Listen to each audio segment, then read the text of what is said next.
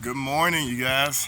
Cameron Massey-Turner, I'm back again, and it's a Friday. So, yesterday I was super excited about getting paid from Live Good, and literally, Live Good has been able to provide me a weekly, not just an extra, but a weekly income from just I don't even like to say referring, but literally just from giving out a free tour link to people and people deciding that this company is for them. And then when they decide this company's for them, they pay the $49.99 one time and they get started. And you know what I do? I immediately contact them. Because, again, like I said, guys, they're the newest person in the group. They're the most important person in the group out of the whole entire organization to me. They're the most important. Not saying other people are not important. They're very important. But when you take the brand newest person and you show them that you are the most important in the organization, then that shows you the organizational values. Every organization may have the same name. Every organization may even be a franchise, but you can tell the difference on how that organization operates just by seeing the values of the organization. On the most minimal level, I live in Michigan City. Now, all three McDonald's are owned by the same owner.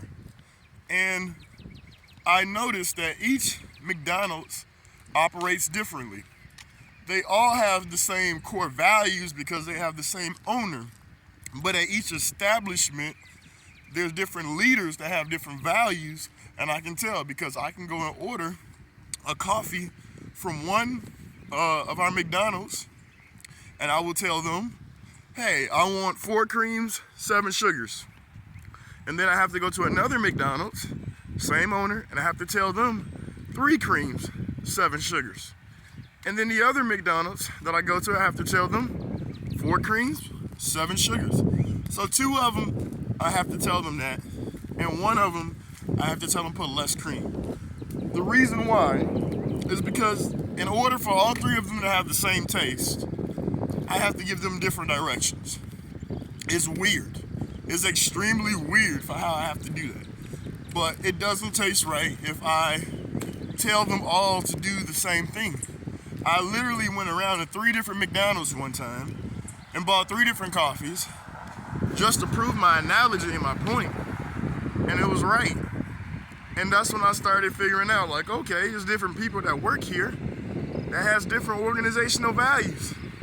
And then I begin to speak to them. So even the managers at the establishment conduct themselves differently. And what I mean by that is, at 2 of the establishments, if I have a problem wrong with my order, they'll say, what's wrong? What did you have? They'll ask for my receipt. They'll replace it. They'll fix it. At the other McDonald's, they'll get not angry, but they'll kind of look like, hey, you had this, they'll name your order back to you. And then you'll say, yeah, I didn't get the fries. And they'll say, oh, okay. So you see what I mean? I would prefer someone ask me for my receipt, and then, or even, yeah, you can ask me what am I missing, but I hate when people just try to guess and say, hey, you had this order. I hate that because, number one, that's not good customer service. And I understand that some people in this customer service world, they do just want to complain about everything to get things for free. But I'm definitely not like that. Like, I literally tried to go eat at, Denny's? Because Denny's like 24 hours. So I went to Denny's, and the lady she was nice. I think she was a manager. Yeah, she was a manager. She was nice and things like that. But I ended up saying, I want some coffee. And the group of people that I was with, they were like, eat something. You haven't ate anything in a while. Eat something. So I'm like, fine. I'll eat something. I really don't want it, but it was like a junior kids burger. And she was like, what about dressing it and things like that? So I was like, yeah, sure. Lettuce, tomato, onion. I'll dress it. And literally all the food that came back was horrible. It was so horrible that after I took a bite of the sandwich, I'm like, no, I don't want this. You can take it.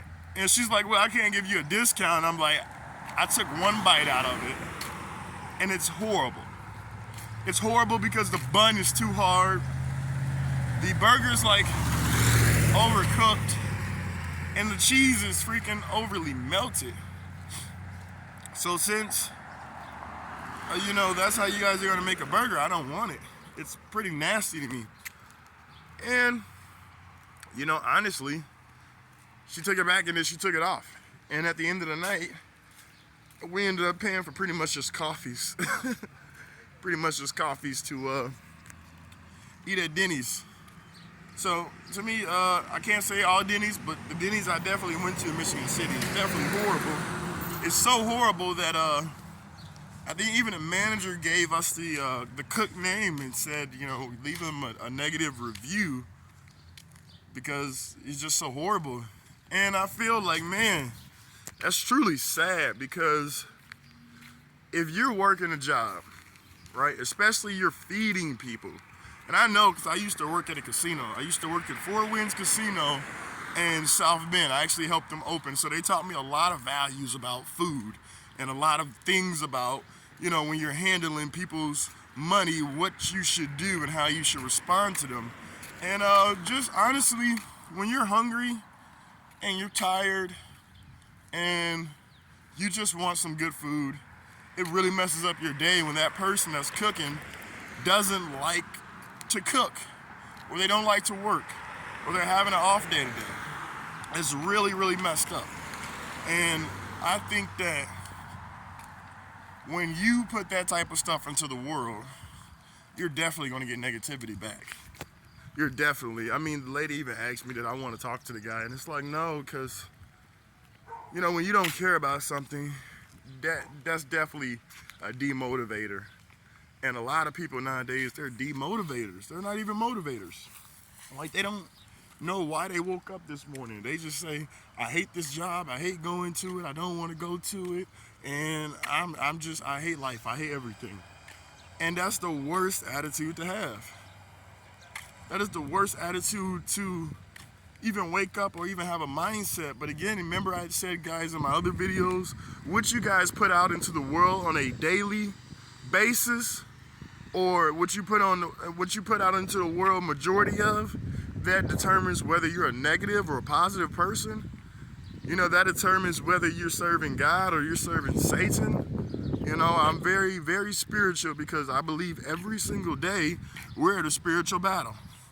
And the spiritual battle attacks everything. It attacks your mental health, it attacks your finances, it attacks your family, it attacks, everything when you're in the spiritual battle because, God understands human beings. He understands what we do. He knows why we do what we do, and he's just all-knowing. And the fact of humans, we tend to say we believe God is all-knowing. But when we need something and we believe that we should call on him, we tend to not call on him. We tend to just be like, man, I know something's going to happen. Hurry up. Something should happen. And most people that's Christian don't even take the Bible serious. They don't even take believing in God serious. And when you think about that, that's crazy, man.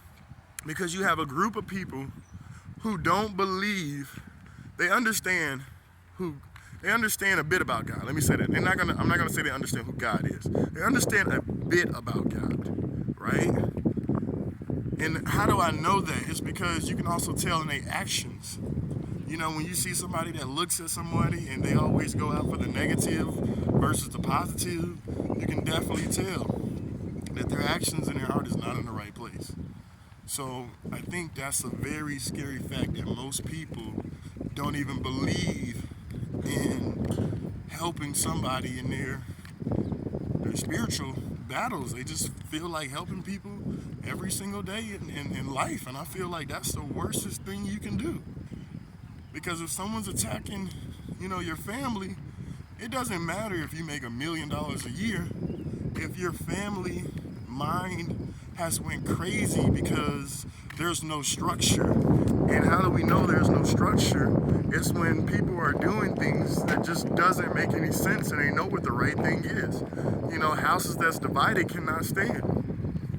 So that's why I tell people all the time, take your spiritual battle seriously. Because I may know how to help you guys move forward financially, right? But if Satan is attacking your mind, you're never going to be able to go and talk to people. Because you're always going to have this, I talked to this person and I told them about Live Good, and they said all these other things to me about Live Good. And when they did that, it just crushed me. And I never signed anyone up in Live Good. But I see people winning in Live Good all the time. And literally, Satan's gonna attack your mind, because let's not forget that when you're opening a brand new business for Live Good, unless you're gonna be just a customer and pay retail price, when you become a member and you're opening up a business, because of the way the business is structured, it's only two things that's gonna happen, honestly. You're either gonna get spillover because there's an organization that's building around you that's bringing in so much value that you're able to make $2,000 a month, right? Without bringing in anyone. On the other hand, let's say you don't have any spillover, right? Well, then you need to produce your own, because that $2,000 is not going to come if you're not seeing consistent spillover every single day. And the only way to have consistent spillover every single day is literally by making sure that you are in the right organization with the right people. Okay? So just joining with anybody and you're hoping, you know, that they're going to take you to the next level, and they have no experience behind them.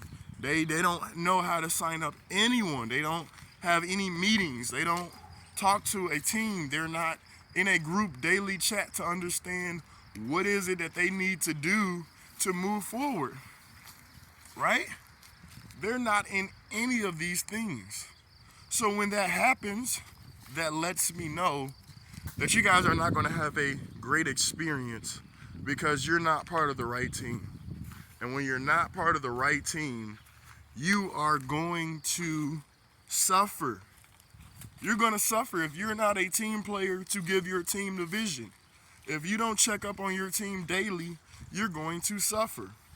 So the way that I figured how to stop making people suffer on my team is that not only when we get with them and we tell them how they can move forward, we tell them what they need to do so they can earn an extra income, the next thing we do is we find out what holds them back if they're not taking massive action. What holds you back from going to go find two people? Because you guys do it all the time. You go eat at a restaurant and you instantly tell people about it. Like if you get pulled over by a police officer, he says, where are you coming from? You'll say, I just got done coming from a restaurant. You guys will give this information up freely. People all the time can tell you a little bit about something, and then they ask you for your first name, your last name, your email. You guys give up information super easy all the time. But when it comes to you guys, honestly, helping yourself succeed, you don't see that vision in yourself. You think you need someone else to motivate you every single day. And we don't do that. We motivate you. We ask you what it is that you really want, and then we feed you with the knowledge. We feed you with the knowledge. I got a guy that has never done MLM a day in his life. Never done MLM. His name's John. And when it was time for Live Good, I got him in Live Good, right? So when I got him in Live Good, I didn't just leave John. I literally spent time on the phone with John. I literally told John what he needs to do. He was already doing like a game, what do you call it, game shots, game snapshots. When you're playing a game, you record it, you take a shot, and you're posting that on YouTube and TikTok and stuff like that. So I said, hey, add your Live Good link to it, dude. Add your Live Good link to it. Post your Live Good link on your Facebook. You know, go live, do some TikToks, and people are going to notice who you are. You know, John literally went from having no hits to his site to having at least 15 hits a day. And we're not talking about him paying somebody to give him 15 hits a day. We're talking about he literally is doing what we told him to do. He's taking massive action by advertising. And don't think that people that play video games don't want to join Live Good, because me in my spare time, I enjoy playing video games. And I'm a part of Live Good. I enjoy that, right? So by me enjoying this, I really get to understand the value of helping people succeed. The number one reason why I joined the MLM industry was because it's the reason why people get paid millions of dollars is because they can take a group of people, move value. When I say value, I mean like moving a product or a membership like we do in Live Good, and you guys can have an income and you guys can buy back the time